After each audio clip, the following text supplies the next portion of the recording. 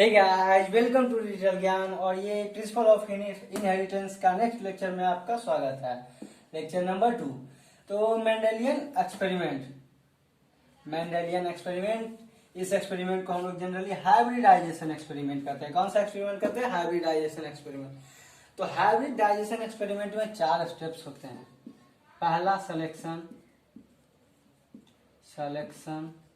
Of parents का selection. दूसरा cross. तीसरा ऑब्जर्वेशन।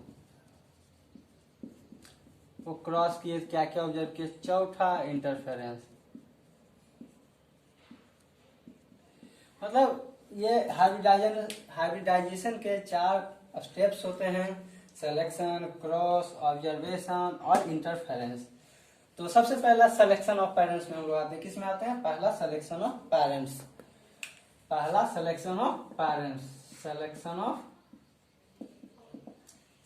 Of parents. तो उन्होंने पेरेंट्स का सिलेक्शन कैसे किया?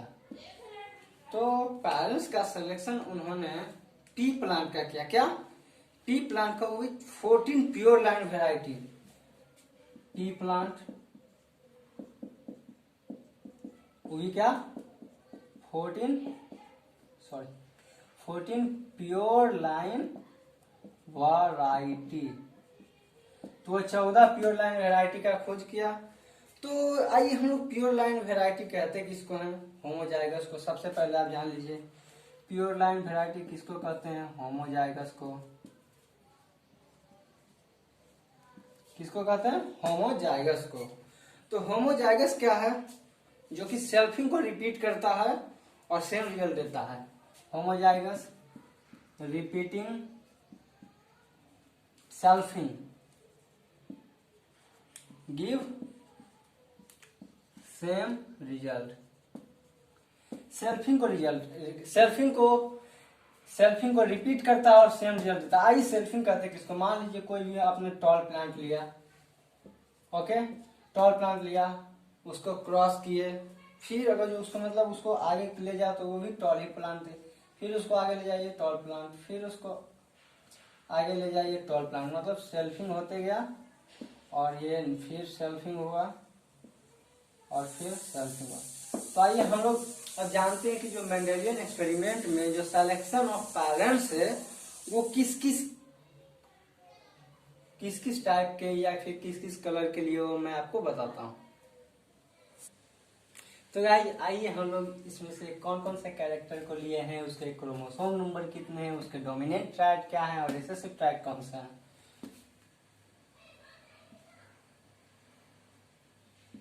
तो ओके, तो नेम ऑफ कैरेक्टर। सबसे पहले कौन सा कैरेक्टर है? Plant height. तो प्लांट हाइट का क्रोमोसोम नंबर कितना है? 4। डोमिनेंट ट्राइड, इसमें टॉल और इसमें ड्वार्फ।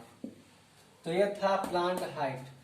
अब देखिए इसको पहले आप ये मैं बताऊंगा, इसके बाद में इसका तरीका बताऊंगा कैसे आप लोग याद रख सकते हैं। Plant height. उसके बाद दूसरा आता है फ्लावर पे आते हैं। फ्लावर 2 तरह के होते हैं। फ्लावर में 2 कैरेक्टर लिए गए हैं, फ्लावर का कलर और शेप। फ्लावर का कलर और शेप, फ्लावर का शेप क्या? फ्लावर का पोजीशन ना, फ्लावर का पोजीशन। तो 4 फ्लावर का कलर का क्रोमोसोम नंबर 1, और ये होते हैं वायलेट और ये होते हैं व्हाइट। फ्लावर का पोजीशन 4, इसका क्या होता है? एक्सियल और ये टर्मिनल।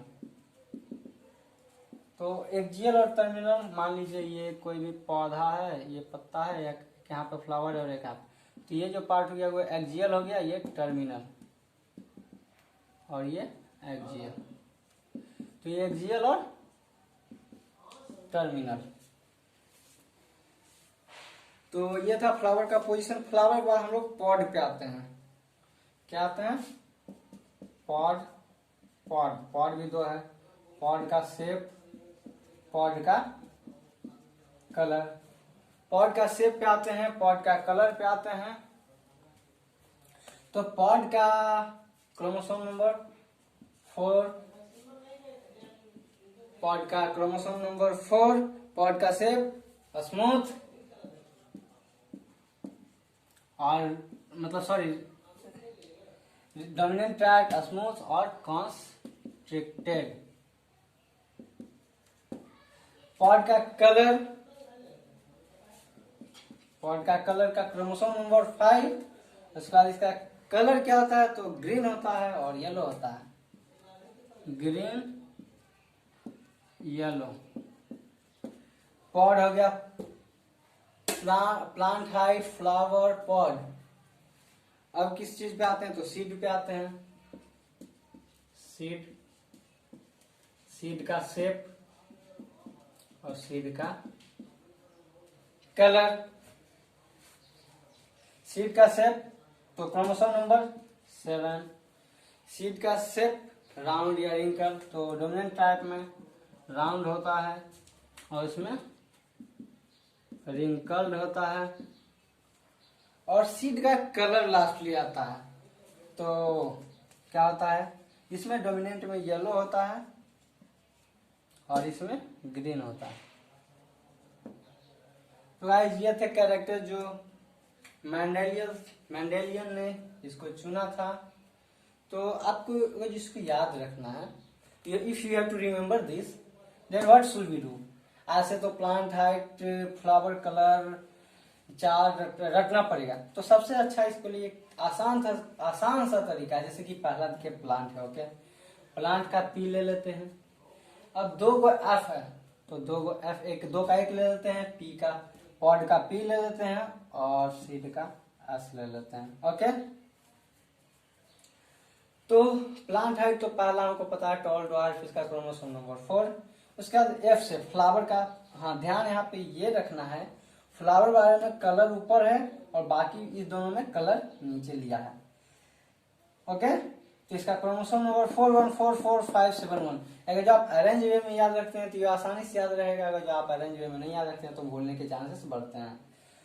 तो गाइज ये था आपको प्रिंसिपल ऑफ इनहेरिटेंस का ये जो भी सिलेक्शन करना था। इसके बाद हम लोग आते हैं दूसरे एक्सपेरिमेंट के हाइब्रिडेशन के उस पर क्रॉस पे।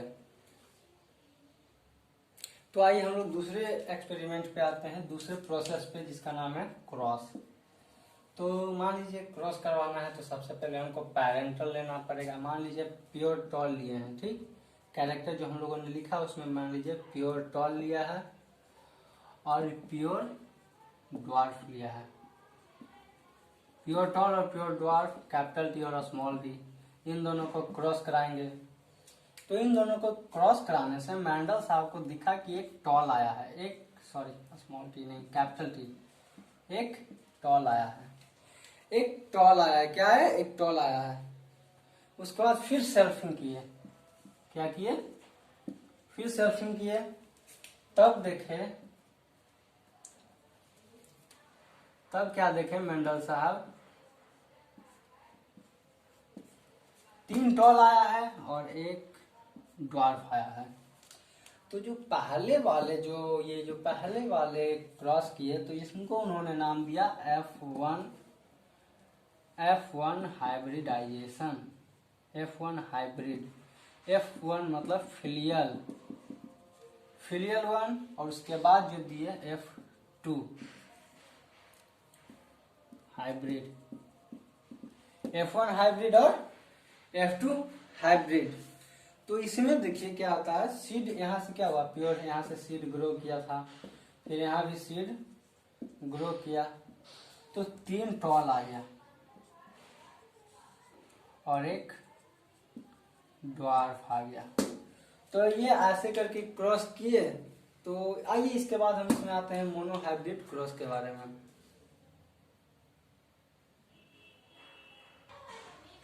तो आइए गाइस ये मोनो हाइब्रिड क्रॉस के बारे में जानते हैं। तो मोनो हाइब्रिड क्रॉस यानी सिंगल फ्लाइट होना चाहिए।